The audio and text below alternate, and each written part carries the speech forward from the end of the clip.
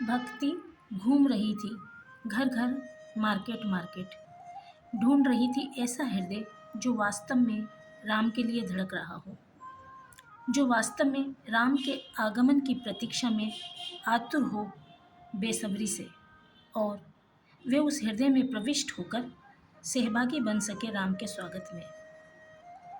उन आँखों का सहारा पाकर वे भी उन आँखों से दीदार कर सके अपने प्रभु का। भक्त के हृदय में प्रविष्ट होकर वह भी जी सके राम के साथ हर्ष और उमंग के पलों को। भक्त के हृदय में प्रविष्ट होकर वह भी जी सके राम के साथ हर्ष और उमंग के पलों को। भक्ति घूमती रही ऐसे हृदय की तलाश में जहाँ वे प्रसारित हो सके, प्रवाहित हो सके, मगर सब व्यस्त थे अपने अपने कामों में। कोई घर सजा रहा था तो कोई मार्केट से सामान खरीद रहा था धनतेरस के अवसर पर।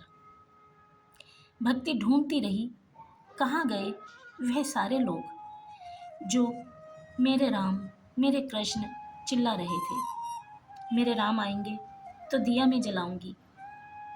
अरे कोई तो दिखाई दो, किसी के तो मन मस्तिष्क में मुझे राम की झलक दिखाई दे, जो मैं प्रविष्ट हो सकूं उसमें। भक्ति को लगा जैसे राम भी बदल गए हैं, खो गए हैं असली राम कहीं, और उनकी जगह आ खड़ा हुआ हो नकली राम, छद्म काना का रूप धारण करके। जब भक्ति से कुछ न बन पड़ा तो रो पड़ी वह, जोर जोर से चिल्लाने लगी, कान्हा कान्हा तुम कहाँ हो। दूर कहीं उसे बार बार उदास राम की शक्ल दिखाई दे रही थी। अवचेतन मन में हाथ जोड़े रोती और दयनीय अवस्था में, जैसे कुछ कहना चाहकर भी कुछ कह ना पा रही हो। अपने राम को इस लाचार अवस्था में भक्ति से देखा न गया, मगर उसकी किसी ने मदद नहीं करी। भक्ति तड़प कर एक मंदिर की सीढ़ियों पर बैठ गई और फूट फूट कर जोर जोर से रोने लगी। तुरंत मौसम में बदलाव हो गया, चारों तरफ घनघोर अंधेरा छा गया और इस अंधेरे में उसे एक ध्वनि सुनाई दी, क्या चाहिए, क्या चाहिए। मेरे राम सही सलामत हों, उन्हें कोई कष्ट ना हो, मुझे कुछ नहीं चाहिए, बस राम की रक्षा करो, राम की रक्षा करो। और क्या चाहिए, बस इतना आशीर्वाद दो कि भक्त और संत दोनों का कोई बाल बांका ना कर सके, और यदि ऐसा करने की चेष्टा मात्र भी करे तो तुरंत दंडित हो। भक्ति के आंसू धरा को भिगो रहे थे।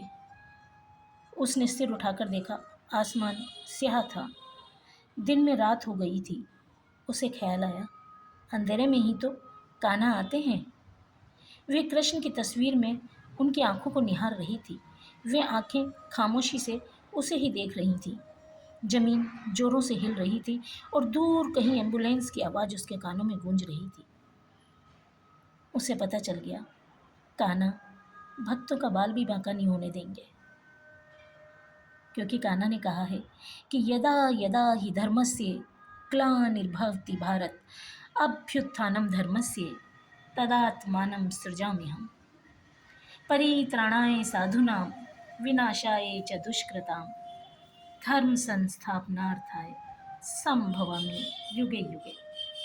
भक्ति निश्चित हो गई थी, भक्ति निश्चिंत हो गई थी। उसने कृष्ण को प्रणाम किया और कृष्ण पर सब कुछ छोड़ दिया।